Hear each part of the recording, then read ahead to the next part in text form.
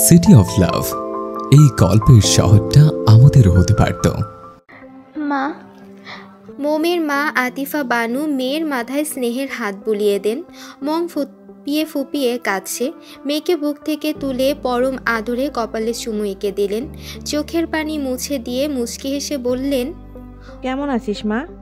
মোম আবারও মায়ের বুকে মাথা রেখে শক্ত করে জড়িয়ে ধরল। কাঁদো কাঁদো গলায় জবাব দিল, ভালো। তুমি কেমন আছো? তোমার কথা অনেক মনে পড়তো মা। ভালো আছিস রে? আর কাঁদিস না, ভেতরে আয়। এভাবে দাঁড়িয়ে থাকবি নাকি? সব কথা দরজার সামনে দাঁড়িয়ে বলে ফেলবি? তোর শ্বশুরবাড়ির মানুষ দুজন তো বাইরে দাঁড়িয়ে আছে, সেদিকে খেয়াল আছে? মোমের হুঁশ ফিরল। কিঞ্চিত হেসে নিজের মাথায় আলতো চাপড় মেরে জানায়, একদম ভুলে গিয়েছিলাম।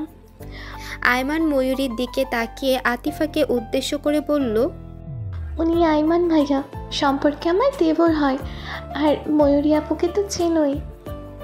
আয়মান ময়ূরী আতিফা বানুকে সালাম দিয়ে ওনার সাথে কুশল বিনিময় করলো।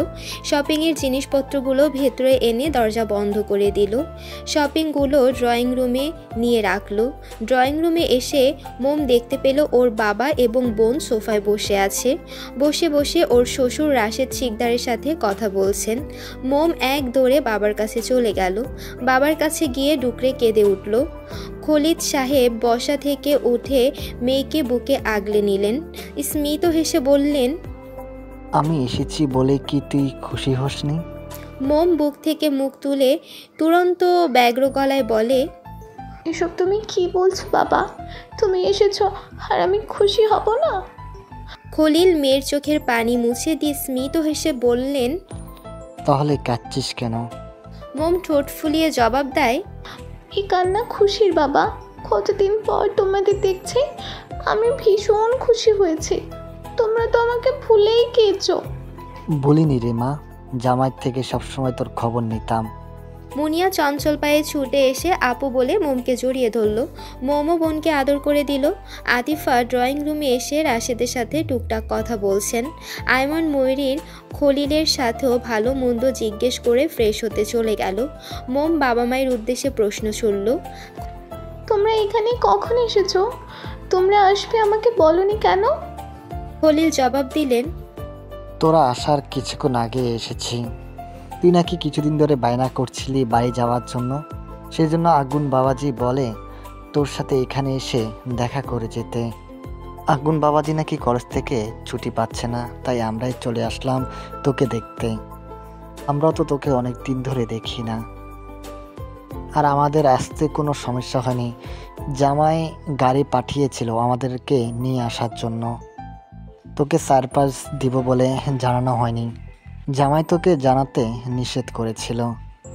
মোম গাল ফুলিয়ে বলল, তবুও একবার জানালে কি হতো? রাশেদ মোমের দিকে চেয়ে মুচকি হেসে বললেন, বলে দিলে কি আর সারপ্রাইজ থাকে? সারপ্রাইজ তো না বলেই দেয়, তাই না? মোম শ্বশুরের কথায় সম্মতি প্রকাশ করল, কিন্তু মনে মনে আগুনের প্রতি চাপা অভিমান হলো। মোম আমতামতা করে আতিফাকে জিজ্ঞেস করলো, মা, উনি কোথায় জানো কি? কে আগুনের কথা বলছিস? মোম ছোট করে উত্তর দিল, হ্যাঁ। গাড়ি ঢাকায় পৌঁছানোর পর আগুন নিজে গিয়েছিল আমাদের এগিয়ে নিয়ে আসতে। আমাদের বাসায় পৌঁছে দিয়ে আবার বেরিয়ে গিয়েছে। তার নাকি একটা কাজ আছে। ও, তোমরা কথা বলো, আমি ফ্রেশ হয়ে আসছি। মোম ফ্রেশ হতে চলে গেল। মুনিয়াও চলল বোনের সাথে। মোম ড্রেস নিয়ে ওয়াশরুমে ঢুকে পড়ল। মুনিয়া বাচ্চা সুলভ ডাগর ডাগর আঁখি তুলে আগুনের রুমটা অবলোকন করছে। রুমটা মুনিয়ার ভীষণ পছন্দ হয়েছে। এগিয়ে গিয়ে ধপ করে তুলতুলে নরম বিছানায় বসে পড়ল। বসতেই বিছানা কিঞ্চিত নিচের দিকে গর্ত হয়ে গিয়েছে। মুনিয়া ভয় পেয়ে তুরন্ত উঠে দাঁড়ায়। মোম ফ্রেশ হয়ে এসে দেখে মুনিয়া ড্যাব ড্যাব করে বিছানার দিকে তাকিয়ে আছে। তোয়ালে দিয়ে মুখ মুছতে মুছতে জিজ্ঞেস করলো, কি রে, কি দেখছিস? আপু, তোমার খাটে বসলে সেটা হালকাভাবে নিচের দিকে চলে যায় কেন? বোনের বোকা বোকা কথায় মোম ফিক করে হেসে ফেলল। ড্রেসিং টেবিলের ড্রয়ার থেকে কতগুলো চকলেট বের করে মুনিয়ার হাতে দিল। চকলেট পেয়ে মুনিয়া খুব খুশি হলো।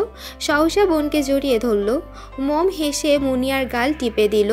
বোনের হাত টেনে বিছানায় বসিয়ে নিজেও পাশে বসলো।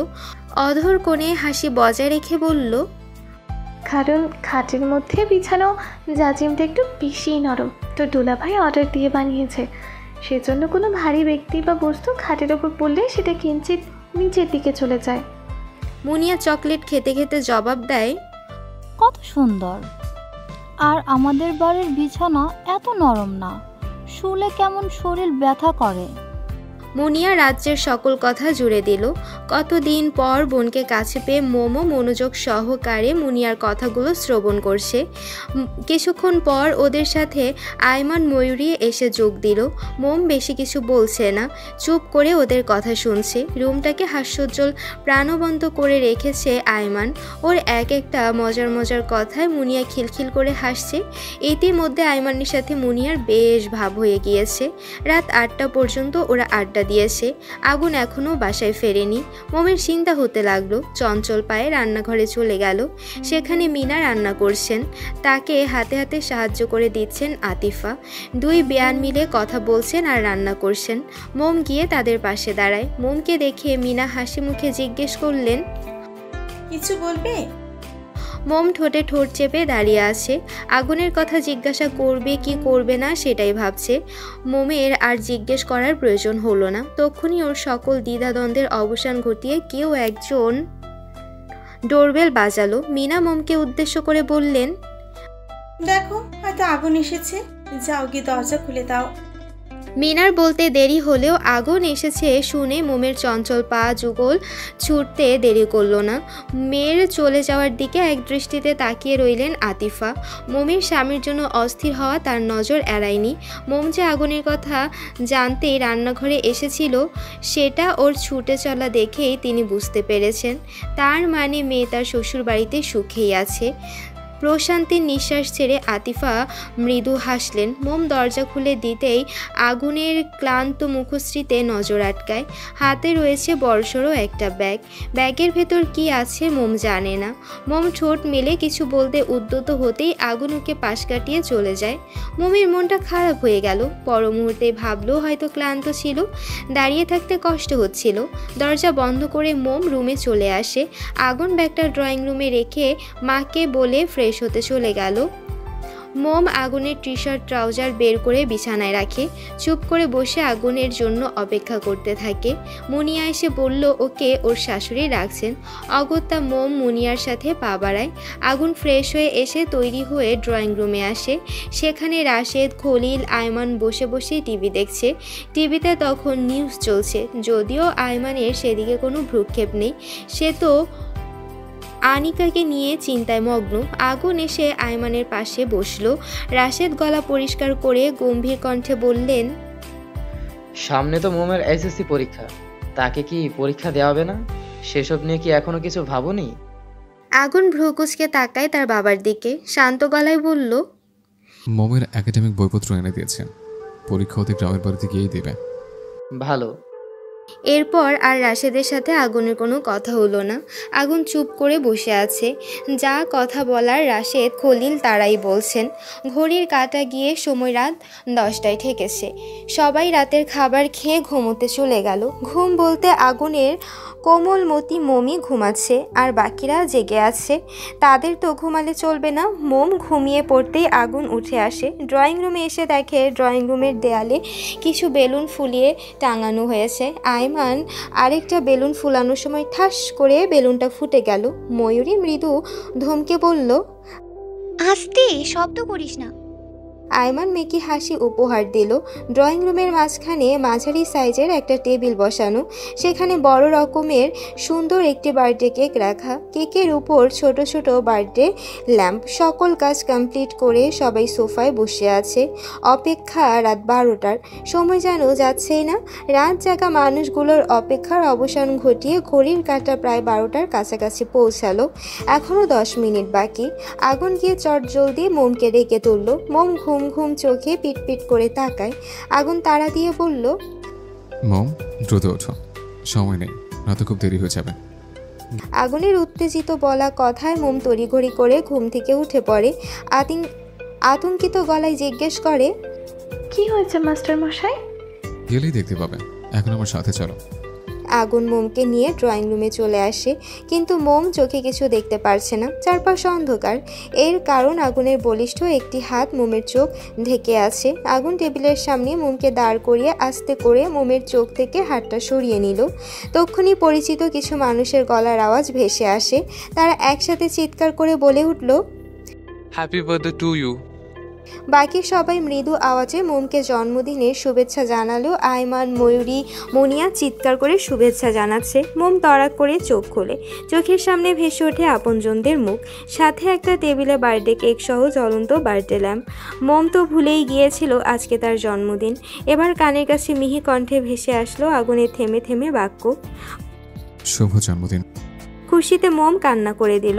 আতিফা মেয়েকে বুকে জড়িয়ে ধরলেন, স্মিত হেসে বললেন, জন্মদিনে কেউ কান্না করে? বোকা মেয়ে, একদম কান্না করবি না। আজ 16তম বয়সে পা রাখলি। দোয়া করি এভাবেই সব সময় হাসি খুশি থাক। শুভ 16তম জন্মদিন আমার মা। আতিফা মেয়েকে আদর করে দিলেন। একে একে সবাই মোমকে শুভেচ্ছা জানিয়ে যা যা পেরেছে ছোট ছোট গিফট মোমের হাতে তুলে দিল। শুধু আগুন মোমকে কিছু দেয়নি। রাশেদ গম্ভীর কণ্ঠে বললেন, কি ব্যাপার আগুন, আজকে তোমার বউয়ের জন্মদিন, সবাই টুকটাক গিফট দিয়েছে আর তুমি কিছু দিলে না কেন? আগুন ভাবলেশীন ভাবে জবাব দিল, দেওয়ার প্রয়োজন মনে করছি না, তাই দিইনি। রাশেদের চোয়াল শক্ত হয়ে উঠল। কিছু কড়া কথা শুনিয়ে দিতে ইচ্ছে করছে, কিন্তু মোমের বাবা মায়ের সামনে কিছু বলা সঠিক মনে করলেন না তিনি। সেজন্য আগুনের গা ছাড়া ভাবে বলা কথাটা হজম করে নিলেন। আয়মান কপট রাগ দেখিয়ে বলল, ভাই আবার আলাদা করে কি গিফট দেবে? কিচ্ছু দেওয়া লাগবে না, ভাই নিজেই তো একটা আস্ত গিফট। তারপর মোমের দিকে চেয়ে বলল, ভাবি দ্রুত কেকটা কাটো, ঘুম পাচ্ছে আমার।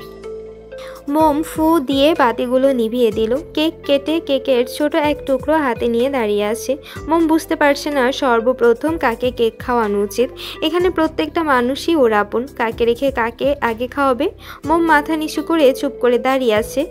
আগুন কি বুঝতে পারলো তার কোমলমতির মনের কথা? হয়তো তাই তো মোমকে উদ্দেশ্য করে শান্ত গলায় বলল, কেক হাতে দাঁড়িয়ে আছো কেন? যাও, তোমার বাবা মাকে কেক খাওয়াও। আগুনের সম্মতি পেয়ে মোম প্রথমে খলিলকে কেক খাওয়ালো, তারপর মাকে। ঘুরে আগুনের দিকে কেকের টুকরো ধরলো। আগুন কেক খেলো না। মোমের হাত থেকে কেক নিয়ে সেটা মোমকে খাইয়ে দিল। আগুন কেক না খাওয়ায় মোমের মুখটা ছোট হয়ে গেল। দ্রুত নিজেকে সামলে সবাইকে কেক খাওয়ালো, নিজেও বাকিদের হাতে কেক খেলো। মুনিয়া তো বাটিতে করে পেট ভরে কেক খেলো। কত মজার কেক! গ্রামে থাকতে যদিও খেয়েছে, তবে এই কেকটা একটু বেশি মজা। কেক কাটা শেষ হতে আয়মান ময়ূরীকে কিছু একটা ইশারা করে কোথায় যেন চলে গেল। রাত অনেক বলে কেউ আর আগুনের আসল বাড়িতে ফিরে যায়নি। ঠিক করা হলো আয়মানের রুমে রাশেদ, খলিল আর আয়মান থাকবে এবং ড্রয়িং রুমে মিনা, আতিফা, ময়ূরী, মুনিয়া থাকবে। একটা রাত কষ্ট করে ঘুমালে কি আর হবে। ড্রয়িং রুমের মেঝেতে কাঁথা বিছিয়ে বিছানা তৈরি করছেন মিনা। বালিশ কম বলে সোফায় থাকা ছোট বালিশ ব্যবহার করতে হচ্ছে। এই বালিশে মাথা দিয়ে শুয়ে বাকি রাতটা পার করতে পারবেন। ময়ূরী মোমকে ডেকে বললেন, ভাবি আমার সাথে একটু এসো। জি আসছি। ময়ূরী চলে গেল। আগুন ড্রয়িং রুমের জানালার কাছে দাঁড়িয়ে ফোনে কিছু একটা দেখছে। মোম ধীর পায়ে আগুনের কাছে গিয়ে চাপা স্বরে গোমরা মুখে বলল, আপনি তখন কেক কেন খাননি? নাকি আমার হাতে খেতে চাচ্ছিলেন না? আগুন ফোন বন্ধ করে ট্রাউজারের পকেটে রাখে, দুই হাত পেছনে নিয়ে মোমের দিকে কিঞ্চিত ঝুঁকে হিসিয়ে বলে, ওই কেক তোমার জন্য এনেছে, তুমি তোমার কেক খাও, আমি আমার কেক খেয়ে নেব। গভীর রাত্রি। জনপ্রাণী তাদের নিজস্ব আবাসন স্থলে পরম শান্তিতে ঘুমিয়ে আছে। বাইরের কোলাহলপূর্ণ পরিবেশ এখন পুরোপুরি নিস্তব্ধ। আগুন বেডরুমের উদ্দেশ্যে পা বাড়ায়, ধীর কদমে নিজ কক্ষে প্রবেশ করে। রুমে ঢুকতেই ভ্রু কুঁচকে ফেলল। পুরো রুম অন্ধকার। রুম জুড়ে বিরাজ করছে পিনপত্র নীরবতা। বারান্দার দরজা খোলা। বাইরে থেকে রাস্তায় জ্বলন্ত সোডিয়ামের সূক্ষ্ম আলো রুমে প্রবেশ করছে, তবে এই আলোতে তেমন কিছু দেখা যাচ্ছে না। আগুন হাঁক ছেড়ে রাখে, মোম, কোথায় তুমি? রুমে আছো? কোনো সাড়া পাওয়া গেল না। আগুন কক্ষের লাইট জ্বালিয়ে দিল। পেছন ফিরে তাকাতেই নেত্র যুগলে ফুটে ওঠে অবাকের রেশ। বিস্ময় হয়ে তাকিয়ে থাকে বিছানায় বসে থাকা এক অপ্সরীর দিকে। বধূর মতো সেজে আগুনেরই বিছানায় বসে আছে কোনো এক সুন্দরী রমণী। রমণীর মুখ দেখা যাচ্ছে না, বড় করে ঘোমটার আড়ালে তার মুখশ্রী লুকিয়ে আছে। গুটি গুটি হয়ে বসে আছে চুপ করে। আগুন এগিয়ে যায় তার নিকট। পাশে বসতেই রমণীটি নড়ে চড়ে উঠল। আগুন অধৈর্যের সহিত রমণীর মাথার ঘোমটা ফেলে দিল। অমনি চোখের সামনে ভেসে ওঠে আগুনের কোমল মতির স্নিগ্ধ মুখশ্রী। আগুন বোকার মতো ড্যাবল্যাব করে তাকিয়ে আছে। এটা কি সত্যি নাকি স্বপ্ন? আগুন শুষ্ক ঢোক গিলে কাপা হাতে মোমের এক গাল ছুঁয়ে দিল। মোমের চোখ দুটো বন্ধ। আগুনের ছোঁয়ায় মোমের শরীরে চিরচেনা সেই কম্পন নামলো। আগুন মোমের হাত ধরে বিছানা থেকে নেমে এসে ফ্লোরে দাঁড় করালো। তীক্ষ্ণ দৃষ্টিতে মোমের আপাতমস্তক পর্যবেক্ষণ করছে সে। খয়েরি রঙের একটা শাড়ি জড়ানো মোমের গায়ে, লম্বা চুলগুলো খোলা, সেথায় পেছনে কয়েকটা ক্লিপ আটকানো। মুখে মেকআপ না থাকলেও হালকা সাজ বিদ্যমান। চোখে মোটা করে গাঢ় কাজল দেওয়া, ঠোঁটে লাল লিপস্টিক, ছোট্ট নরম নাকে আগুনের নামে পড়া সাদা পাথরের নাকফুল, যা লাইটের আলোয় ঝলঝল করছে। এতেই যেন মোমের সৌন্দর্য আরও দ্বিগুণ বৃদ্ধি পেয়েছে। আজ কানে গলায় হাতে স্বর্ণের অলংকার নেই, সেথায় রয়েছে পাথরের কানের ঝুমকো, গলায় পাথরের লকেট বিশিষ্ট একটা চেইন আর হাতে কাচের চুড়ি। মোম মাথা নিচু করে দাঁড়িয়ে আছে। মোমের হাত পা মৃদু কেঁপে কেঁপে উঠছে। আগুন মুগ্ধ দৃষ্টিতে চেয়ে আছে তার দিকে। আগুনের চোখ দুটো স্থির রইল মোমের কাঁপতে থাকা ওষ্ঠে। আগুন এক হাতে আলতো করে মোমের চোয়াল চেপে ধরে। রাজভারী গলায় বলে ওঠে, এত রাতে ভূত সেজে বসেছিলে কেন? আমাকে ভয় দেখানোর জন্য? সেটা হলে তুমি সাকসেসফুল, কারণ আমি সত্যিই তোমাকে দেখে ভয় পাচ্ছি। মোম তড়াক করে চোখ খুলে কিঞ্চিত রাগী গলায় জবাব দিল, আমাকে দেখতে আপনার ভূতের মতো লাগছে? না, পেত্নির মতো লাগছে। মোম মুখ কুচকায়। আগুনের সামনে থেকে সরে গিয়ে বারান্দায় চলে গেল। তখন ময়ূরী মোমকে ডেকে বলেছিল, মোমের জন্মদিনের এই সকল কিছু আগুনের প্ল্যান ছিল। ছোট করে জন্মদিনের আয়োজন, মোমের বাবা মাকে নিয়ে এসে সারপ্রাইজ দেওয়া। এ কথা শুনে মোম খুব খুশি হয়েছিল। ময়ূরী এও বলেছিল, এখন যদি মোম সেজেগুজে আগুনের সামনে যায় তাহলে আগুনও মোমকে দেখে খুশি হবে। আগুনের খুশির জন্য মোম ময়ূরীর কথায় সায় জানায়। ময়ূরী সুন্দর করে নিজ হাতে মোমকে সাজিয়ে দিয়ে যায়, কিন্তু এখন আগুন বলছে মোমকে ভালো লাগছে না। সেজন্য মোমের মনটা খারাপ হয়ে গেল। মোমের অভিমানী মুখের দিকে চেয়ে আগুন ঠোঁট টিপে হাসে। নিজেও এগিয়ে যায় বারান্দার দিকে। মোম গ্রিলে হাত রেখে দূর ঘন কালো আকাশের দিকে তাকিয়ে আছে। আজ আকাশে চাঁদের দেখা নেই কোনো উজ্জ্বল তারা। তবে আগুনের নিজস্ব একটা চাঁদ তো সবসময় তার ঘরেই থাকে, যে তার স্নিগ্ধ জোছনা ছড়িয়ে প্রতি ক্ষণে ক্ষণে আগুনকে মুগ্ধ করে। আগুন গিয়ে মোমকে পেছন থেকে জড়িয়ে ধরল। মোম ছোটার জন্য ছটফট করছে। আগুন আরও শক্ত করে নিজের সাথে চেপে ধরে। কানের কাছে মুখ নিয়ে ফিসফিস করে বলল, পেতনি বলে রাগ করেছ? কিন্তু তুমি কি জানো এই পেতনি কি আমার সবচেয়ে বেশি ভালো লাগে? তুমি হয়তো নিজে জানো না মম, তোমাকে ঠিক কতটা সুন্দর লাগছে। তোমাকে দেখি আমার মনের নিষিদ্ধ ইচ্ছাগুলো করা নাড়তে শুরু করেছে। আজকে যদি আমার দ্বারা কোনো ভুল হয়ে যায় তাহলে কি তুমি খুব বেশি রাগ করবে? শেষের বাক্য দুটো কেমন করুণ কণ্ঠে বলল আগুন।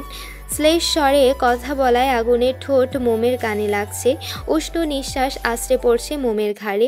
মোম কথা বলতে পারছে না, দেখাতে পারছে না কোনো প্রতিক্রিয়া।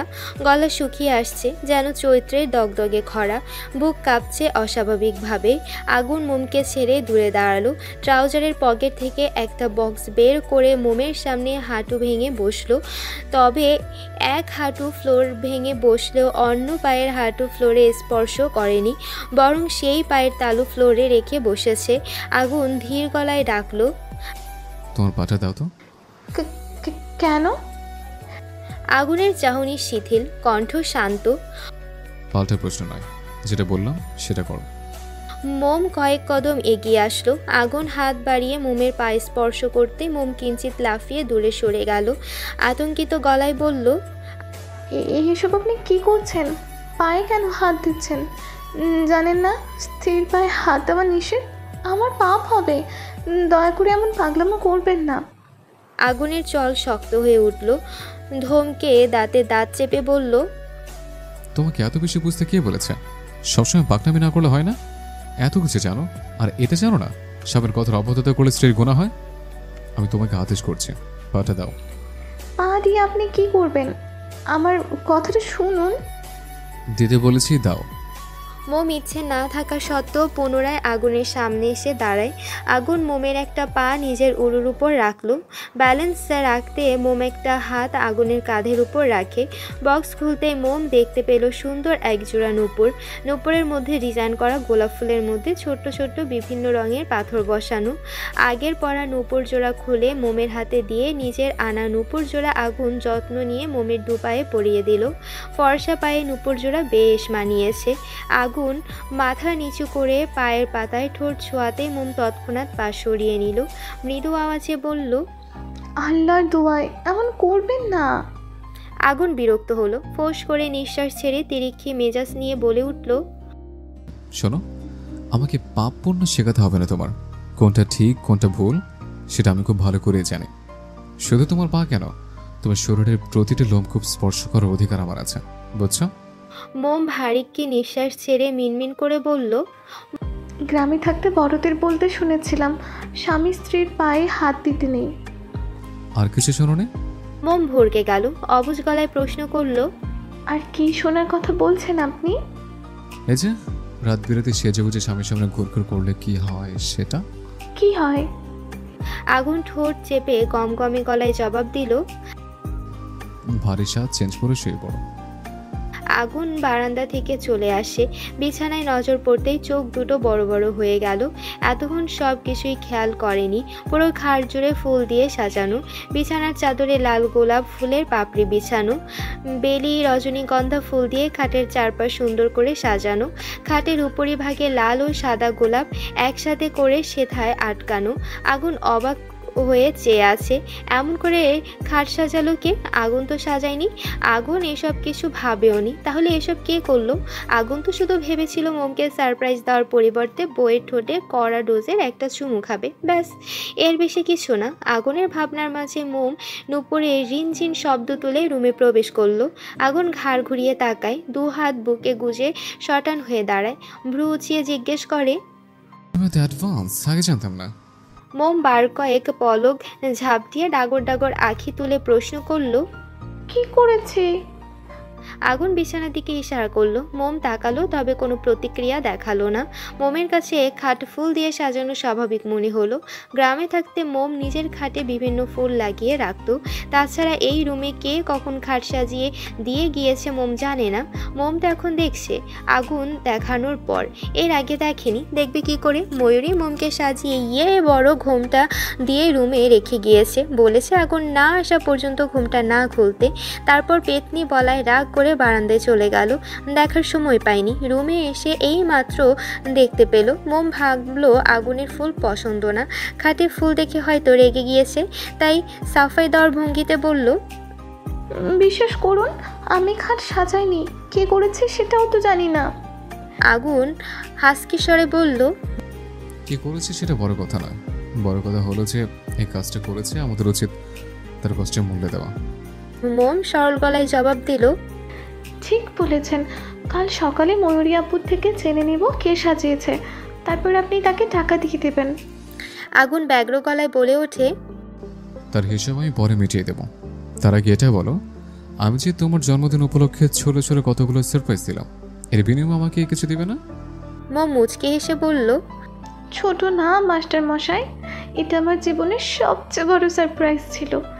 আর আমার কাছে তো আপনাকে দেওয়ার মতো কিচ্ছু নেই, যা আছে সবই আপনাদের দেওয়া। পরে কোথাও গেলে আপনার জন্য গিফট নিয়ে আসবো। আর আপনি সব কিছুর মধ্যে বিনিময় কেন চান? আগুন চোখ ছোট ছোট করে তাকিয়ে ভারিক্কি গলায় বলল, তোমাকে তো আমি আগেই বলেছি, তোমাকে আমি ফ্রিতে কিছুই দেব না, আর গিফট লাগবে না, এখন যা আছে তাই দাও। মোম ভ্রু কুঁচকে গোমরা মুখে জবাব দিল, আপনি অনেক স্বার্থপর। আগুন ভাবলেশীন ভাবে বলল, নিজের জিনিস নিয়ে আমি সবসময় সিরিয়াস, এতে যদি স্বার্থপর ট্যাগ লাগাতে হয় তাতে আমার কোনো আপত্তি নেই। মোম হতাশ কণ্ঠে বলল, আমার কাছে কিচ্ছু নেই। আগুন পাত্তা দিল না, নিরেট স্বরে বলল, আজ যদি তোমায় গভীরভাবে ছুঁয়ে দিই তাহলে কি আমার খুব বেশি অন্যায় হবে? আমাদের দুজনের সম্পর্কের মিষ্টি সূচনা আজ তোমার জন্মদিন উপলক্ষে শুরু করলে কি খুব ক্ষতি হয়ে যাবে? আগুনের মোহনীয় কণ্ঠে মোমের নারীসত্তা কেঁপে ওঠে। মোম ভালো করেই বুঝতে পারছে আগুন কিসের ইঙ্গিত করছে। ভীষণ হাঁসফাঁস লাগছে, হাত পা ক্রমশ ঠান্ডা হয়ে আসছে, দাঁড়িয়ে থাকতে কষ্ট হচ্ছে, পায়ের নিচে কেমন শিরশিরানি অনুভূতি হচ্ছে। দু হাতে শক্ত করে পরনে থাকা শাড়ি মুঠো করে ধরল, ঘন ঘন নিঃশ্বাস নিয়ে তীক্ষ্ণ স্বরে বলল, আপনি আমায় ভালোবাসেন? সেদিন তো উত্তরটা দিলেন না, আজকে অন্তত উত্তরটা বলে দিন। আগুন মৃদু হাসল, মোমের দিকে কয়েক কদম এগিয়ে গিয়ে দাঁড়ালো। মোমের কাজল কালো চোখের দিকে গভীর দৃষ্টিতে তাকিয়ে শীতল গলায় বলল, ভালোবাসা জাহির করে বলার মতো কোনো বিষয় না, এটা অনুভব করার বিষয়। অনেক স্বামী স্ত্রী আছে যারা সবসময় ভালোবাসি ভালোবাসি বলে। কখনো যদি স্বামী প্যারালাইজড হয়ে যায় তখন বেশিরভাগ স্ত্রী সেই স্বামীকে ত্যাগ করে অন্য পুরুষে আসক্ত হয়ে পড়ে। আবার সেই সকল স্ত্রীরা এসিডে ঝলছে তার সৌন্দর্য হারিয়ে ফেলে এবং মা হওয়ার ক্ষমতা চলে যায়। সেই সকল স্ত্রীদের একা ফেলে স্বার্থপর স্বামীরা চলে যায়। তাহলে এবার তুমি আমাকে বলো, এখানে ভালোবাসি বলার সার্থকতা কোথায়? এমন ভালোবাসা তো মাস্টার মশাই বাসে না মম। ভালোবাসার শব্দটা না বলেও ভালোবাসা যায়। অজান্তেই তুমি আমার হৃদয়ের কতখানি জোরে রয়েছ সেটা হয়তো তুমিও জানো না। তুমি আমার বাগানে যত্নে করা সেই ফুল যাকে আমি মনের গহীনে লুকায়িতভাবে লালন করি, অনুভব করি। মোম মায়া ভরা নয়নে এক দৃষ্টিতে তাকিয়ে আছে স্বামীর আদলে। আগুন ভারী কি নিঃশ্বাস ছেড়ে পুনরায় বলল, আমি তোমার প্রতি আমার ভালোবাসার বর্ণনা দিয়ে হাজার হাজার কবিতা লিখতে পারি, তবে শব্দ দিয়ে আমার ভালোবাসা প্রকাশ করা শেষ হবে না। মোম কিছু বলছে না, নিজের দিকে তাকিয়ে আছে, শরীর এখনও মৃদুভাবে কাঁপছে। আগুন আরেকটু এগিয়ে এসে মোমের সাথে ঘনিষ্ঠ হয়ে দাঁড়ালো। তক্ষুনি শুনতে পায় আগুনের হৃদয় নিংড়ানো ডাক, কোমলমতি। মোমের হৃদস্পন্দন কাঁপছে অস্বাভাবিকভাবে। আগুন নেশাক্ত চোখে তাকিয়ে আছে তার বইয়ের নিষ্পাপ মুখশ্রীর দিকে। মোম দাঁড়িয়ে থাকতে পারছে না, ছোট্ট শরীরের ভর ছেড়ে দিল আগুনের প্রশস্ত বুকে। আগুন তুরন্ত আগলে নিল বইয়ের ছোট্ট নরম শরীর। আগুন আবারও ব্যগ্র গলায় ডেকে ওঠে, মম।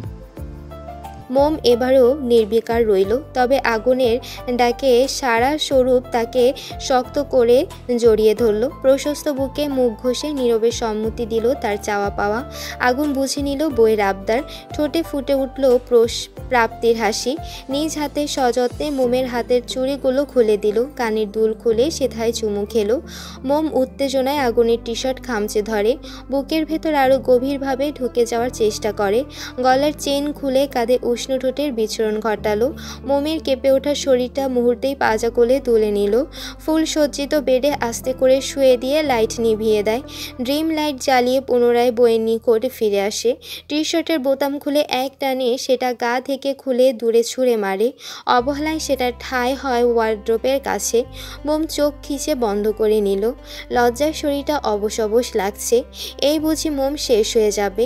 আগুনের ভালোবাসা ঢেউয়ের তোপে ওকে ভাসিয়ে নিয়ে যাবে। মোমের শরীরের উপর আধশোয়া হয়ে মুগ্ধ দৃষ্টিতে চেয়ে আছে আগুন। মোমের লজ্জা মাখা মুখশ্রীর দিকে তাকিয়ে শুকনো ঢোক গিলল। এই লজ্জা মাখা মুখ আগুনকে আরও উন্মাদ করে তুলছে। মোম টের পাচ্ছে আগুনের গরম নিঃশ্বাস যা মোমের মুখে আশ্রে পড়ছে। মোম এক হাতে বিছানার চাদর খামচে ধরেছে, অন্য হাত আগুনের বুকে লেগে আসে। মোম চোখ বন্ধ করা অবস্থায় অনুভব করলো ওর কপালে কারো উষ্ণ ঠোঁটের দৃঢ় পরশ। আগুন চুমু খেলো বইয়ের চোখে, নাকে, গরম গালে। গাঢ় করে চুমু বসালো বইয়ের কোমল থুতনিতে। মুহূর্তেই মোমের চোখ থেকে গড়িয়ে পড়ল নোনা জল। আগুন মোমের থুতনিতে চুমু খেয়ে ভালোবাসার চিহ্ন স্বরূপ বসিয়ে দিল কামড়ের দাগ। ব্যথার মোমের চোখ দিয়ে টপ টপ করে পানি পড়ছে। আগুনের সেদিকে খেয়াল নেই। নিজের উত্তপ্ত ঠোঁট জোড়া মিশিয়ে দিল মোমের কোমল ঠোঁটের ভাঁজে। আগুনের এক একটা লাগামহীন ছোঁয়ায় মোমের ক্ষুদ্র শরীর কেঁপে কেঁপে উঠছে। আগুনের কোনো হুঁশ নেই। বইয়ের শরীরের নিজের ভালোবাসা বিস্তার করতে ব্যস্ত সে। ঠোঁট জোড়া মুক্তি দিয়ে অধৈর্য হাত বুক থেকে আঁচল সরিয়ে গলায় মুখ ডুবিয়ে দিল। মাতাল করা চুমু দিতে শুরু করলো বইয়ের গলায়, ঘাড়ে। লজ্জায় টালমাটাল অবস্থায় দিশেহারা মোম পেল এক হাত বাড়িয়ে আগুনের চোখ চুল খামচে ধরল, অপর হাতে খামচে ধরল আগুনের উন্মুক্ত পিঠ। মোম সুখময় অনুভূতিতে ঘন ঘন শ্বাসরুদ্ধকর যুদ্ধ চালালো। টের পেল স্বামী নামক পুরুষালী প্রথম উন্মাদনা।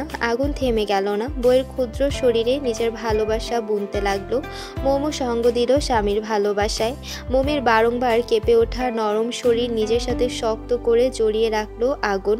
রাত যত গভীর হচ্ছে, বদ্ধ কক্ষে দুজন প্রেমের সাগরে ডুব দেওয়া নরনারীর প্রণয় ততই গাঢ়তর হচ্ছে। নীরবতা বিরাজমান কক্ষে দুজনের ভারীকে নিঃশ্বাস প্রশ্বাস ব্যতীত আর কোনো কিছুর আওয়াজ শোনা যাচ্ছে না। ওদের মিলনের ব্যাঘাত ঘটাতে চায় না বলে জোনাকি পোকারাও আজকে হয়তো তাদের আলো জ্বালাতে লজ্জা পাচ্ছে। স্বামী স্ত্রীর সম্পর্কের প্রথম মিলন যতটা সুখকর মধুময় হয়, সেই প্রথম মিলন ততটা ভয়ঙ্কর আর যন্ত্রণারও হয়। সকালের স্নিগ্ধকর পরিবেশে ভোর পাখিগুলো কিচিরমিচির শব্দ তুলে নিশ্চিত্তে ডেকে চলেছে। রাতের অন্ধকার সরে গিয়ে আকাশে ভেসে বেড়ানো সাদা মেঘ উঁকি দিচ্ছে। প্রতিদিন ভোর হওয়ার সাথে সাথে প্রতিটা মানুষের জীবনে নতুনভাবে পথ চলার সময়টা শুরু হয়। প্রকৃতির নিয়মে সেই সময়টা শুরু হয়েছে আগুন মোমের জীবনেও। পাতলা কম্বলের আড়ালে লুকিয়ে আছে দুজন নরনারী, অনাবৃত শরীর। আগুন ঘুম ঘুম চোখে পিটপিট করে তাকায়। নেত্র পল্লবে এখনো ঘুমের রেশ স্পষ্ট। শৈলপ্রান্ত গোটানো তার এলোমেলো চুল। নিজের উপর কারো অস্তিত্ব অনুভব করে নজর রাখে সেথায়। মোম আগুনের উন্মুক্ত বুকের সঙ্গে মিশে কবুতরের ছানার মতো লেপ্টে শুয়ে আছে। মাথা আগুনের কাঁধে রেখে মুখটা গলার কাছে ডুবিয়ে পরম শান্তিতে ঘুমিয়ে আছে। মোমের ভারী কি তপ্ত নিঃশ্বাস আছড়ে পড়ছে সেখানে। আগুন কপাল ভাঁজ করে চেয়ে আছে। কিয়ৎকাল পর আবার শিথিল হয়ে যায়।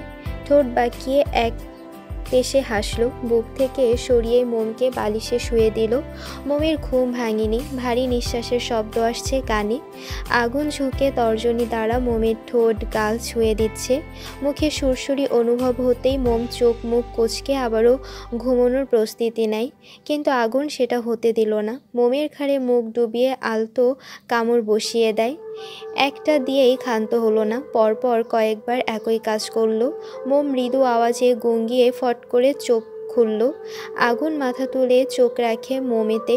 মুখটা একদম মোমের মুখের কাছাকাছি। মোম ভ্রুকুচকে তাকায়।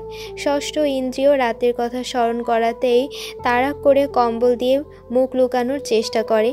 আগুন হাত দ্বারা বাধা প্রদান করল। মোম অসহায় মুখভঙ্গিতে তাকায়।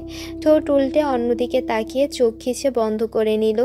আগুন মিটিমিটি হেসে মোমের মসৃণ গালে টুপ করে একটা চুমু খেলো। মোম দাঁতে দাঁত পিষে মিনমিন করে বলল, শুনুন, ফ্রেশ হব। আগুন মোমের গলায় নাক ঘষে নিরেট স্বরে বলে, আটকে রেখেছে কে? আপনি না শুনলে উঠবো কিভাবে? তুমি আমাকে সরিয়ে উঠে পড়ো। সেটা সম্ভব হলে কি আপনাকে বলতাম? আমি জানি না, আমি সরতে পারবো না। মোম কাঁদো কাঁদো গলায় বলল, দয়া করে উঠুন, কত বেলা হয়ে গিয়েছে। সবাই কি ভাবছে বলুন তো? আগুন মোমের কানে লতিতে চুমু দিয়ে হাসকি স্বরে জবাব দিল, কি কিছু ভাবছে না, আর ভাবলেই বাকি, এতে আমার কিচ্ছু যায় আসে না। আপনার কিছু এসে না গেলেও আমার এসে যায়। আমি তো আর আপনার মতো নির্লজ্জ না।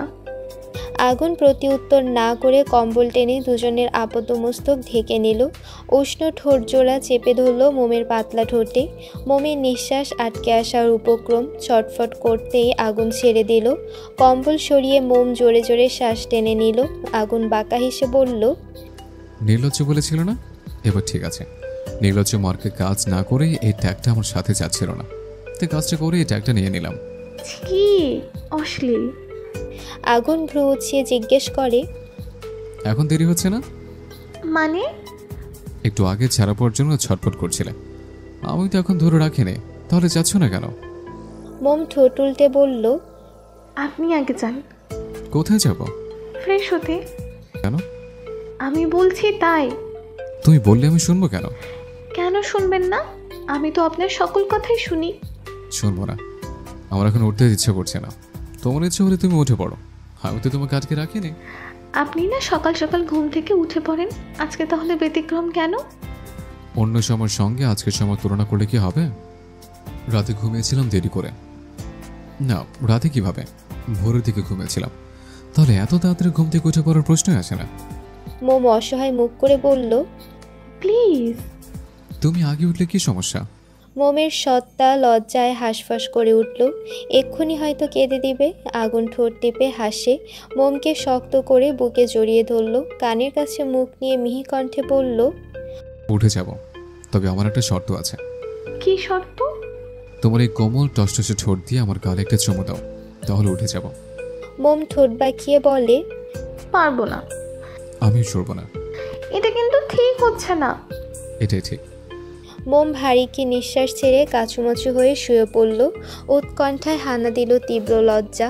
ঠোঁট কামড়ে চনমনে চিত্তে নজর রাখল টাইলসে দ্বারা আবৃত ফ্লোরে। শুষ্ক ঢোক গিলল। আগুন তার খসখসে অঞ্জলি পুঁতে মোমের গাল চেপে ধরল। চোখে চোখ রেখে গমগমে গলায় বলল, আমার কথা শুনলে তোমার আরেকটা লাভ আছে। মোম ব্যগ্র গলায় জানতে চাইল, সেটা কি? আগুন ফোঁস করে নিঃশ্বাস ছেড়ে রাশভারী গলায় জবাব দিল, একদিন জানতে চেয়েছিলে না আমি বাসায় না থাকলে তুমি কি করো? সেটা আমি কিভাবে জানতে পারি? হ্যাঁ। আমার শর্তে মেনে নিলে সে সিক্রেটটা তোমাকে বলবো। আগে বলুন।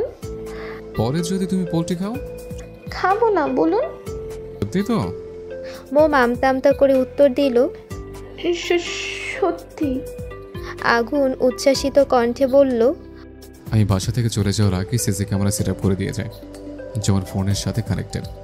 ওটার মাধ্যমে তোমার উপর নজর রাখি।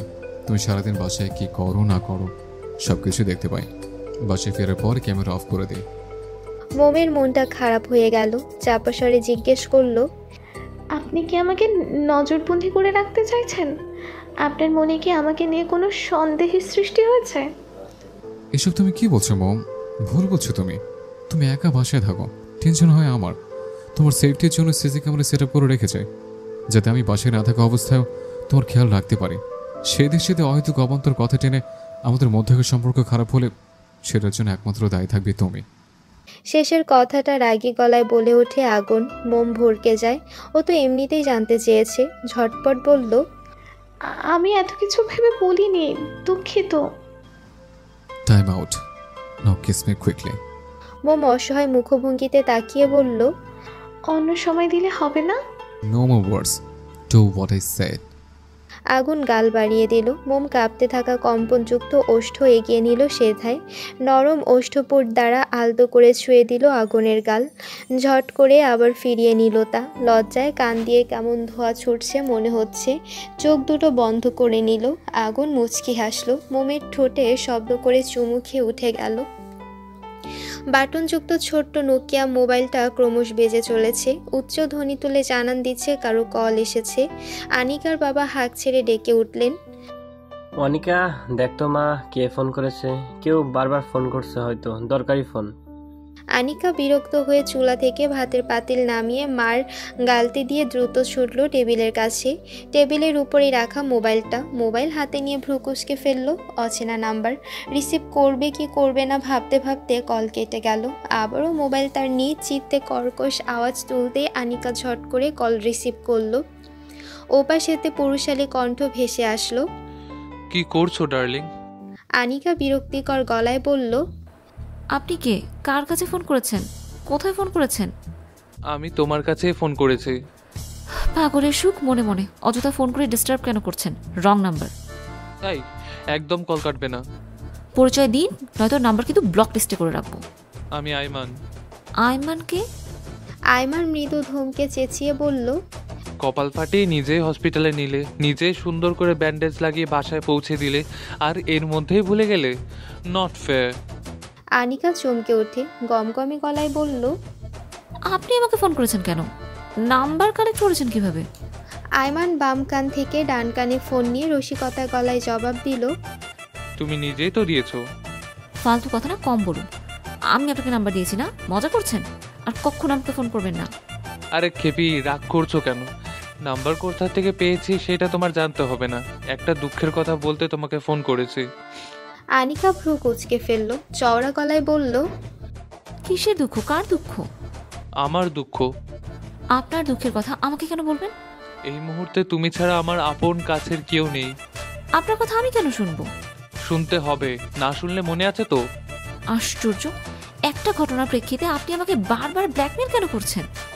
আয়মান ঠোঁট কামড়ে হাসে, ব্যগ্র গলায় বলল, ফায়দা লুটছি। আপনি এত খারাপ? খারাপ না, আমি জঘন্য খারাপ। আনিকা বিরক্ত হয়ে বলল, বলুন কি বলবেন। আয়মান একটু গলা খাকারি দিল, গোমড়া মুখ করে হতাশ কণ্ঠে বলল, জানো কালকে রাতে তোমার ভাসুর বাসর করেছে? দেখিনি, তবে আমি ড্যাম শিওর করেছে। এখনো ঘুম থেকে ওঠেনি, হয়তো উঠেছে কিন্তু দরজা খোলেনি। এখন তুমিই বলো, এত বেলা হয়ে গেছে অথচ দরজা এখনো খুলছে না কেন? ডেফিনেটলি সারা রাত রোম্যান্স করেছে, এখন পড়ে পড়ে ঘুমোচ্ছে। আনিকা তাতে দাঁত চেপে বলল, এটা আপনার দুঃখের কথা? আরে না, বড় ভাই বাসর করেছে, এটা আমার কোনো প্রবলেম নেই। আমার দুঃখ হলো বড় ভাই এতটা স্বার্থপর কিভাবে হতে পারলো? আমার বিয়েটা না দিয়েই একা একা বাসর করে ফেললো। একদিকে আমি সারা রাত হবু বউয়ের জন্য ছটফট করছি, বউ ছাড়া একা রাতে শুকিয়ে কেমন লাঠি হয়ে গেছি। তার কি হবে? তুমি একটা কিছু করো। আনিকা ভরকে গেল, ফোঁস করে নিঃশ্বাস ছেড়ে রাজভারী গলায় জবাব দিল, আমি কি করব? আয়মান উচ্ছ্বাসিত কণ্ঠে বলল, আমাকে বিয়ে করবে? তাহলে আর আমি এত শুকিয়ে যাব না। বউয়ের শরীরের ঘেঁষা লাগলে কেমন চাঙ্গা হয়ে যাব, দেখে নিও। প্লিজ মাই আনিকা বেবি, চলো না পরীক্ষার আগে বিয়েটা সেরে ফেলি। ট্রাস্ট মি, এত আদর করব, তোমার আর খাবার খাওয়ার প্রয়োজন হবে না। আমার আদর খেয়েই তোমার পেট ভরে যাবে। আনিকা ফট করে কল কেটে দিল। এই অসভ্য ছেলের সাথে কথা বলার কোনো মানেই হয় না। ছি, কি জঘন্য কথাবার্তা। আনিকা কল কেটে দেওয়ায় আয়মানের মুখটা ছোট হয়ে গেল, ঠোঁট ফুলিয়ে পা বাড়ালো ডাইনিং টেবিলের উদ্দেশ্যে।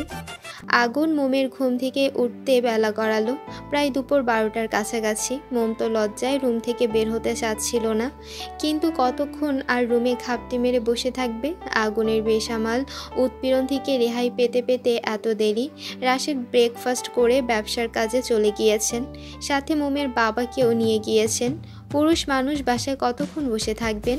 সেজন্য রাশেদ খলিলকেও সাথে আসতে বললেন। মিনা আতিফা মিলে সকালে নাস্তা বানানোর পরপরই দুপুরে রান্না করে ফেলেছেন।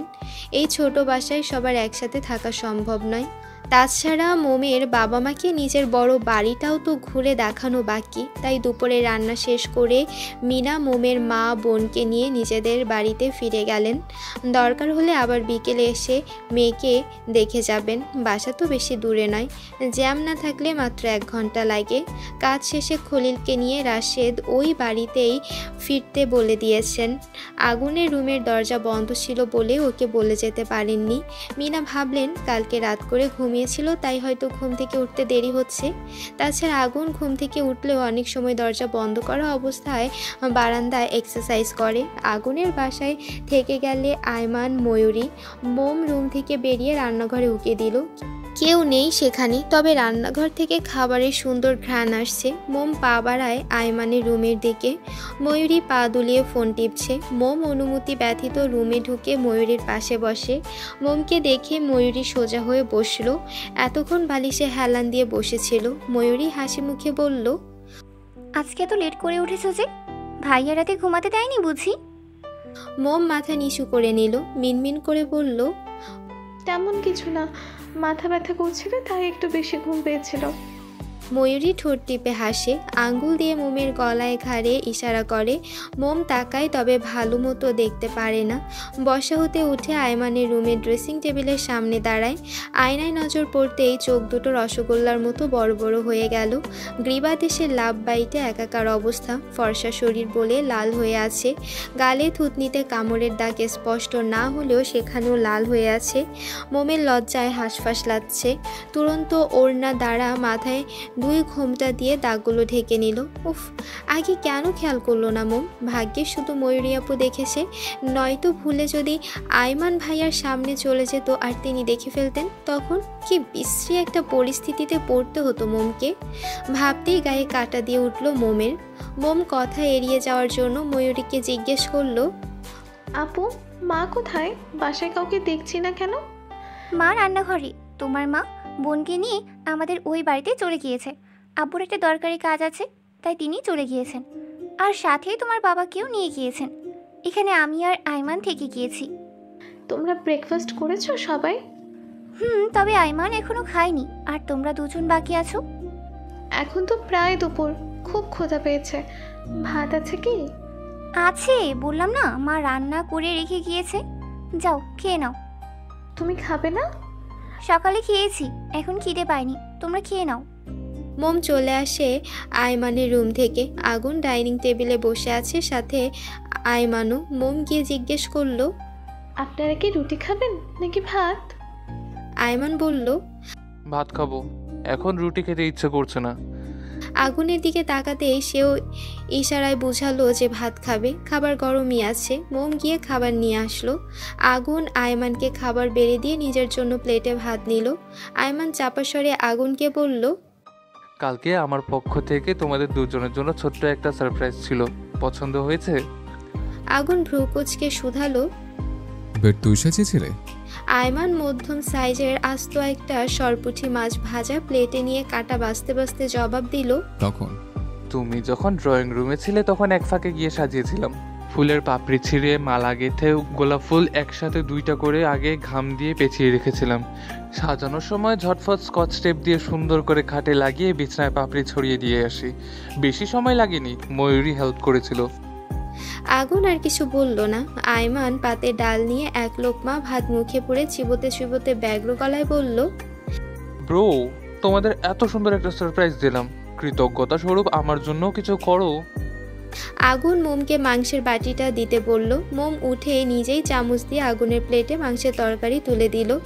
আগুন এক মনে খেয়ে চলেছে। আয়মানের কথা যেন সে শুনতেই পায়নি।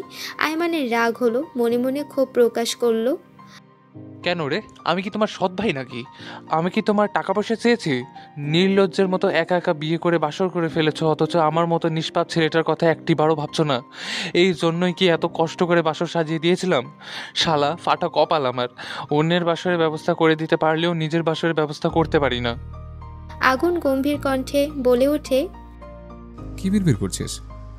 আয়মান কাতর গলায় বলল, ভাই, আমার আর আনিকার ব্যাপারটা না হলেও খুব শীঘ্রই হয়ে যাবে। তুমি একটু ওর বাবার সাথে কথা বলো। কি বলবো? আয়মানের মুখটা চুপসে গেল। ভারীকে গলায় কিঞ্চিত রেগে বলল, কি বলবে সেটা আমি কি করে বলে দেবো? আগুন চোখ গরম করে তাকায়। আয়মান দমে গেল। বুঝতে পারলো গলার আওয়াজ বেশি বড় হয়ে গিয়েছে, তাই মাথা নিচু করে নিল। মেকি হেসে গোমরা মুখে বলল, সরি। মেয়েটা রাজি হোক, তারপর কথা বলবো। আয়মান গালে এক হাত দিয়ে হতাশ কণ্ঠে বলে, সেদিন কবে আসবে? আগুন ফোঁস করে নিঃশ্বাস ছেড়ে উঠে দাঁড়ায়। আগুনের খাওয়া শেষ। আয়মানের প্লেটের দিকে তাকিয়ে ভ্রু কুঁচকে ফেললো। গম্ভীর কণ্ঠে বলল, মাছ পুরোটা খাসনি কেন? এক পাশ খেয়ে রেখে দিয়েছিস কেন? আয়মান ঠোঁট উল্টে ভেঙচি কেটে জবাব দেয়, কারণ আমি ভাজা মাছ উল্টায় খাইতে জানি না। মোমের বাবা মা আর একদিন পর নিজেদের বাড়িতে ফিরে যাবেন। কিছুদিন থাকার উদ্দেশ্যে নিয়ে আসেননি তারা। বাড়িতে অনেক কাজ পড়ে আছে, শুধু মেয়েকে এক পলক দেখবেন বলে এসেছেন। বিয়ে হওয়ার পর আর বাবার বাড়ি যাওয়া হয়নি মোমের। আবার মোমের জন্মদিন ছিল। এই প্রথম জন্মদিনে তাদের মেয়ে তাদের কাছে অনুপস্থিত। মেয়েকে দেখতে পারবেন এবং জন্মদিনে মেয়েটাকে কাছে পাবেন, সেজন্য গ্রাম থেকে এত দূর ঢাকা শহরে ছুটে এসেছেন। তবে বেশি দিন তো থাকা সম্ভব নয়, বাড়িতেও ফেরা প্রয়োজন। মোমের বোন মুনিয়া বায়না ধরেছে ঢাকা শহরটা একটু ঘুরে দেখবে। রাশেদ আগুনকে ফোন করে বলে দিয়েছেন মোম আর মুনিয়াকে নিয়ে যেন শহরটা একটু ঘুরিয়ে আনে। আগুন ভাবলো মোম এখানে আসার পর সবসময় বাসায় থেকেছে, কোথাও যাওয়া হয়নি। আগুনেরও সময় ছিল না। এখন যেহেতু আগুন ছুটিতে আছে, একটু বেরিয়ে আসা যাক। আগুন ঠিক করেছে বেশি দূরে যাবে না, আশেপাশে ঘুরে দেখাবে আর ওদের বড়সড় শপিং মলটাও ঘুরিয়ে দেখিয়ে আনবে। ঘুরতে যাওয়ার কথা শুনে আয়মান ময়ূরী জানায় তারাও যাবে। মোম সুন্দর দেখে একটা সুতির 3 পিস পরেছে। জামা এবং ওড়নায় সুতো দিয়ে কাজ করা ডিজাইনার ছোট ছোট ফুল রয়েছে। ফুলগুলোতে ছোট ছোট বিভিন্ন রঙের পাথর বসানো। মোম মাথায় হিজাব বেঁধে ওড়না কাঁধের একপাশে ফেলে রেখেছে। ময়ূরী 3 পিস পরেছে, তবে সে হিজাব বাঁধেনি। আয়মানের রুমে ওরা তৈরি হচ্ছে। আগুনদের বাড়ির ড্রাইভার এসে মুনিয়াকে আগুনের ফ্ল্যাটে পৌঁছে দিয়ে গিয়েছেন। আগুন রেডি হয়ে ড্রয়িং রুমে এসে হাঁপ ছেড়ে ডাকে, ময়ূরী, তোদের এখনো হয়নি? রেডি হতে এতক্ষণ সময় লাগে? ঘুরতে কি রাতের বেলা যাবে নাকি? ময়ূরী মুখে ক্রিম লাগাতে লাগাতে জবাব দিল, ভাইয়া আর একটু সময় দাও, এই তো প্রায় রেডি হয়ে গিয়েছি। Hurry up. ড্রয়িং রুমের সোফায় বসে আছে আয়মান, ফেসবুকে একটা রোমান্টিক ভিডিও দেখছে। আগুনকে জ্বালানোর উদ্দেশ্যে বলল, ময়ূরী আরেকটু আরেকটু বলে ঘন্টাখানেক সময় লাগিয়ে দেবে, ততক্ষণে তুমি বোরিং হয়ে যাবে। তুমি চাইলে সেই সময়টুকু ভাবির সাথে একান্তে কাটাতে পারো। ঘুরতে গেলে তো ভাবিকে একা কাছে পাবে না, আমরা থাকবো সাথে। তাই ভেবে দেখো, বুদ্ধিটা কিন্তু খারাপ দেইনি। আগুন চোখ রাঙিয়ে তাকায়, কিন্তু আয়মান সেটা দেখতে পেল না, কারণ তার নজর ফোনে চলমান ভিডিওতে। আগুন চলে যায় আয়মানের রুমে, গম্ভীর কণ্ঠে ডেকে ওঠে, মোম, একটু তো রুমে আসো। বলেই নিজের বেডরুমে চলে গেল। মোম রুমে এসে আবার চলে যাওয়ার জন্য পা বাড়ালো। আগুন হতভম্ব হয়ে গেল, ভ্রু কুঁচকে চেয়ে চোয়াল শক্ত করে মোমের বাহু চেপে ধরল, পায়ের সাহায্যে ধারাম করে দরজা বন্ধ করে দিল, দাঁতে দাঁত চেপে বলল, চলে যাচ্ছ কেন? মোম ঠোঁট টিপে হেসে বলে, আপনি না বললেন একটু রুমে আসতেন, একটু তো এসেছে, তাই এখন চলে যাচ্ছে। আগুন ভাবা চাকা খেয়ে গেল, ঝাঁজ নিয়ে চওড়া গলায় বলল, মজা করছো আমার সাথে? মোম তুরন্ত জবাব দিল, একদম না, সেই সাহস কি আমার আছে? আগুন মোমকে দরজার সাথে ঠেস দিয়ে দাঁড় করালো। মোম লম্বায় প্রায় আগুনের কাঁধ পর্যন্ত, এভাবে হুট করে দরজার সাথে চেপে ধরায় মোম হকচকিয়ে গেল। ব্যগ্র গলায় জানতে চাইল, কিছু বলবেন? আগুন ভ্রুযুগল কুঁচকে গমগমে গলায় বলল, ঠোঁটে লিপস্টিক দিয়েছো কেন? মোম কণ্ঠস্বরকে নিচুতে নিয়ে বলল, জি, বাইরে যাচ্ছি, তাই ময়ূরী আপু একটু সাজিয়ে দিল। আগুন কিছুক্ষণ চুপ থেকে শান্ত কণ্ঠে বলল, তোমাকে তো দেখতে খুব সুন্দর লাগছে। যদি কারো নজর লেগে যায়, নজর যাতে না লাগে সেজন্য কি করা যায় বলো তো? মোম ঘন ঘন পলক ঝাপটায়, ডাগর ডাগর আঁখি তুলে নরম কণ্ঠে শুধালো, নজর তো বাচ্চাদের লাগে, আমি কি বাচ্চা নাকি? আগুন মোমের হিজাবের পিনে এক আঙ্গুল রেখে শান্ত গলায় বলল, তুমি তো বাচ্চাই, আমার বাচ্চাবো। এখন জলদি বলো, নজর ফোঁটা কোথায় দেওয়া যায়? কোনো নজর ফুটে দেওয়ার দরকার নেই, দেরি হচ্ছে না, চলুন। দরকার আছে। মোম হতাশার নিঃশ্বাস ত্যাগ করলো। আগুনের সাথে কথায় পারবে না, লোকটা যা তেরা। গোমরা মুখ করে মিনমিন করে বলল, চোখে কাজল দিয়েছে, সেখান থেকে আঙুলের টকা একটু কাজল নিয়ে কানের পিঠে লাগিয়ে দেন, তাহলেই তো হবে। তাহলে হবে না, আগুন শেখদের বউ বলে কথা। তোমাকে তো ছোট করে নজর ফোঁটা দিলে চলবে না, বড় করে নজর ফোঁটা দিতে হবে। মোমের এখন বিরক্ত লাগছে, কী সব বাচ্চাদের মতো আচরণ করছে। মোমকে বলে বাচ্চা, আর আগুন নিজেই তো এখন অদ্ভুত কথাবার্তা বলছে। সেটার ক্ষেত্রে মোম কিঞ্চিত রাগে গলায় বলে উঠল, কোনো নজর ফুটে দিতে হবে না, আমি দিব না, আমি যাচ্ছি, আপনিও চলে আসুন। মোম আগুনকে সরিয়ে চলে আসতে চাইল, কিন্তু পারল না। আগুন আলতো করে মোমের চোয়াল চেপে ধরল, গম্ভীর কণ্ঠে বলল, আমি যখন বলেছি নজর ফোঁটা দিতে হবে, তার মানে দিতে হবেই। মোম ভারীকে নিঃশ্বাস ছেড়ে উত্তর দিল, আচ্ছা দেন আপনি নজর ফোঁটা। আগুন তার অধর জোড়া আস্তে আস্তে মোমের মুখের কাছে নিয়ে আসতেই মোম বুঝল এই লোক এখন অসভ্যতামি শুরু করবে। তাই আগুনকে মৃদু ধাক্কা দিয়ে নিজেকে সরিয়ে দিল। ঠোঁট ফুলিয়ে শান্ত কণ্ঠে বলল, এখন কোনো দুষ্টুমি করবেন না মাস্টার মশাই, তাহলে কিন্তু আমি যাব না। আগুন আবারও মোমের নিকট চলে আসে, বলিষ্ঠ হাত বাড়িয়ে মোমের কোমর পেঁচিয়ে কাছে টেনে নিল। গমগমে গলায় বলে ওঠে, যেতে হবে না তোমাকে, আর আমিও যাব না। এমনকি বলে দেব মনে একে ঘুরতে নিয়ে যাবে।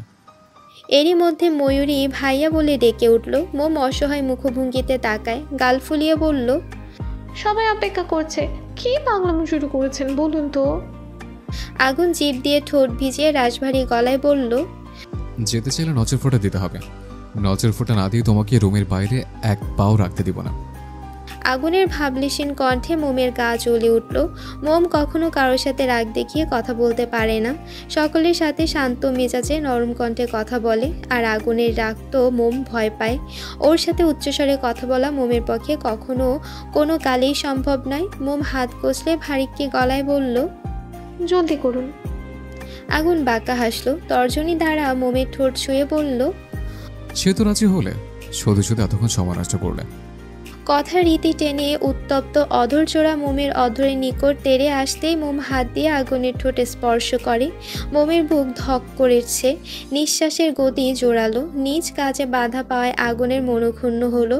মোম নজর অন্যদিকে ফিরিয়ে চটফটে গলায় বলে, নজর ফোঁটা ঠোঁটে দেয় না মাস্টার মশাই। আগুন কোমরের চাপ দৃঢ় করে আর একটু কাছে নিয়ে আসে, থুতনিতে আঙ্গুল ছুঁয়ে শীতল কণ্ঠে বলল, এটা ইউনিক স্টাইল, শুধুমাত্র তোমার জন্য প্রযোজ্য।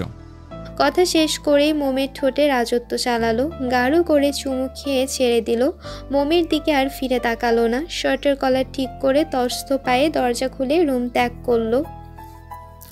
শপিং মল হলো একটি আধুনিক বাণিজ্যিক কেন্দ্র, যেখানে বিভিন্ন ধরনের দোকান, খাবারের রেস্তোরাঁ, বিনোদনের ব্যবস্থা এবং অন্যান্য সেবা প্রদান করা হয়।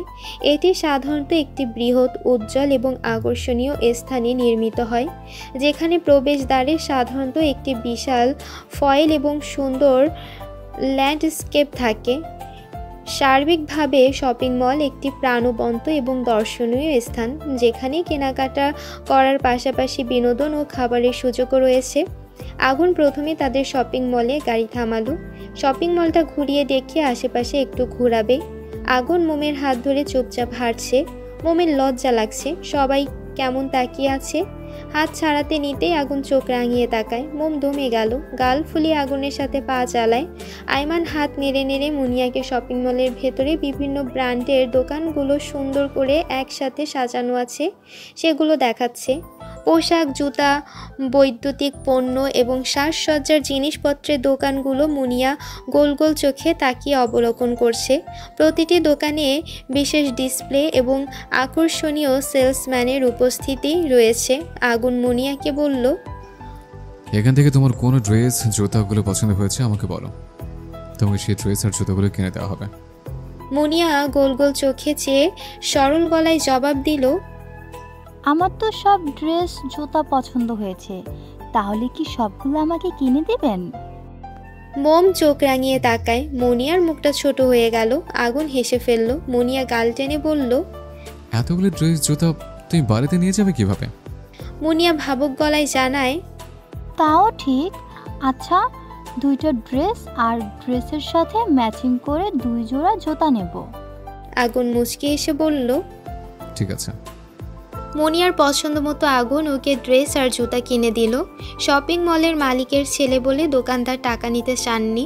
মাস শেষে দোকান ভাড়া তো দিতেই হয়। বিশাল বড় শপিং মলের অর্ধেকটা রাশেদ শিকদার নিজে লোক লাগিয়ে হ্যান্ডেল করেন আর বাকি অর্ধেক ভাড়া দিয়েছেন। প্রথম নিজেই একা হাতে পুরো শপিং মল সামলেছেন। এখন বয়স হচ্ছে, পুরো শপিং মল সামলাতে কষ্ট হয়ে যায়। এতগুলো কর্মচারী, মালের হিসাব, আয় ব্যয় সব কিছু একা হাতে গুছিয়ে উঠতে পারছিলেন না বলে অর্ধেক ভাড়া দিয়ে দিয়েছেন। আগুন রাশেদকে বলেছিল পুরোটাই ভাড়া দিয়ে দিতে, কিন্তু রাশেদ সেটা করেননি। কাজ না করে একেবারে বাড়িতে বসে থাকার কোনো মানে হয়? সারাক্ষণ বসে বসে কাটালে শরীর খারাপ করবে। আগুন চাইলে নিজেদের কেনা মালের থেকে মুনিয়াকে ড্রেস দিতে পারত, কিন্তু শালিকে প্রথম কোনো উপহার দিচ্ছে। এখন সেটা বাবার টাকায় কেনা উপহার হোক, আগুন তা চায় না। আগুন মোমের জন্য একটা সুন্দর দেখে শাড়ি কিনে নিল। মোম নিষেধ করেছিল, কিন্তু আগুন শোনেনি। আগুন ভাই বোনকে কিছু লাগবে নাকি জিজ্ঞেস করলে তারা জানায় তাদের কিছু লাগবে না। আয়মান সিঁড়ি দিয়ে দোতলায় উঠতেই আনিকাকে দেখতে পেল। লাল রঙের টপস পরে কি সুন্দর করে দাঁড়িয়ে আছে। আয়মান যেন মেঘ না চাইতে বৃষ্টি পেয়ে গেল। তুরন্ত পা চালিয়ে আনিকার কাছে পৌঁছে হাসি মুখে বলল, আনিকা, তুমি এইখানে কি করছো? বুঝতে পেরেছি, আমার ভালোবাসার টানে রকেটের গতিতে ছুটে এসেছো। তুমি এখানে আসবে আমাকে একবার জানাতে পারতে। আজকে আমাদের প্রেমের পিকনিক হবে। তুমি কি পিৎজা খাবে নাকি স্যুপ? আনিকা কিছুটা বিরক্ত হয়ে বলল, পিৎজা তো সবসময় খাই, তুমি কি নতুন কিছু ভাবতে পারো না? আয়মান মুচকি এসে বলল, ঠিক আছে, তাহলে তোমার জন্য আমি পিৎজার আকারে হৃদয় তৈরি করছি, সেটা খেও। আনিকা হাসতে হাসতে বলল, ধুর, হৃদয়ের সাথে পিৎজার গন্ধ খুব একটা মিল নেই।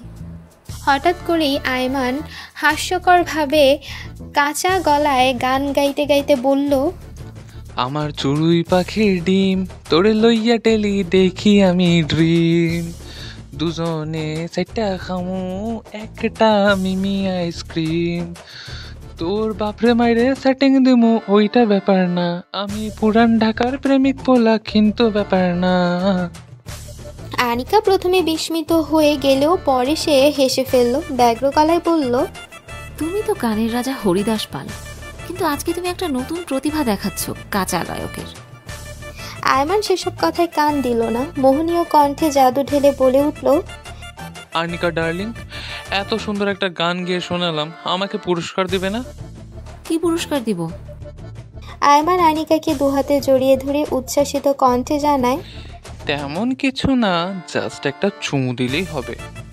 আনিকা লজ্জা মিশ্রিত হাসি দিয়ে বলল, যা দুষ্টু। আনিকাকে লজ্জা পেতে দেখে আয়মান খুশি হলো। এক হাতে ঘাড় চেপে ধরে চুমু খাওয়ার জন্য ঠোঁটজোড়া এগিয়ে নিল। মুহূর্তেই আয়মান গগন বিদারী চিৎকার দিয়ে বলে উঠল, আই মা! আয়মানের চিৎকার শুনে আগুন দ্রুত ছুটল দোতলায়। ময়ূরীও ভাইয়ের সাথে এক প্রকার দৌড়ে চলে গেল। মুনিয়ার হাত ধরে মোমো ওদের পিছু পিছু চলল। আয়মানকে ঘিরে বেশ কিছু মানুষ দাঁড়িয়ে আছে। আগুন মানুষগুলোকে সরিয়ে আয়মানের কাছে গেল। আয়মান পায়ে হাত দিয়ে বসে আছে, নাক মুখ বিকৃত করে রেখেছে, যেন সে বিশাল কোনো ব্যথা পেয়েছে। আগুন চিহ্নিত ভঙ্গিতে শুধায়, এই যে শুনছো মাই প্রিয় শ্রোতা বন্ধুরা, তোমরা শুনছো সিটি অফ লাভ প্রেরিত প্রেমে সিক্ত গল্প। আর আমাদের সাথে পথ চলতে do like, comments and share. আর সাবস্ক্রাইব করতে কিন্তু একদম ভুলবে না। টাটা।